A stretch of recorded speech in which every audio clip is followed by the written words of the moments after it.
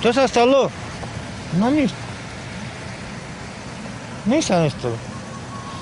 Trošku som bol ústatý, chytil som šmík a najebal som do plotu a čo? Ústatý znamená čo ústatý? No ne. Aha, čiže ste pili? Veľa ste pili? Neboj sa vyjadru. Ráno idem do roboty na Mazde. No ale jak môžete ísť do roboty, keď nebudete mať vodičák? Ja sa nevozím na vodičaku. A? Ja sa vozím na aute. Že ja to hovorím pred policajtami, a čo? Keby niekto bol stal na chodníku a zrazíte aj jeho... Ja som nezrazil nikoho. Ale keby? Keby bolo keby, tak sme neby. Dobre, ale vaša priateľka alebo manželka, alebo kto to bol, Keby čo sa jej zranila. voľačo stalo? No zranila sa. Tak sa zbláznim. No ale zranila sa. Nezranila. Nie, nezobrala ju záchranka. Tak zebral na pozorovanie. Čo ja mňa chceli za krv mi stykla, no ešte do mňa nechytajte a hotovo.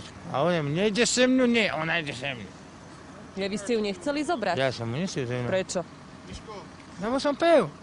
Keby vaše dieťa stojí na ceste a zrazíte, alebo kohokoľvek dieťa, viete? No, a vy nemáte toľko odchodené, čo ja mám odsúvané. Čo som si zavolal? Čo, zebrieme vodičák? No, dobre. Za pol roka mám naspäť. Pokuta. Pokutu si zaplatím a za pol roka mám naspäť. A čo ste pili? Víno, či tvrdé, či čo ste si dobre dali? Vodku, decové vodky. A koľko ste ich vypili? No, ja, 6-7. Mňa chytal hasem, mňa nechytať ty buza na voda, odtrhnete hlavu. Ja idem za mu, čo ja, ale je ti ulačom, že nie, musíš si na kontrolu ísť. Sem na krv tekla, čo? Nie, to je v poráčku, to je normálne. A kde ste boli piť? Krčme? Ja šeli kade.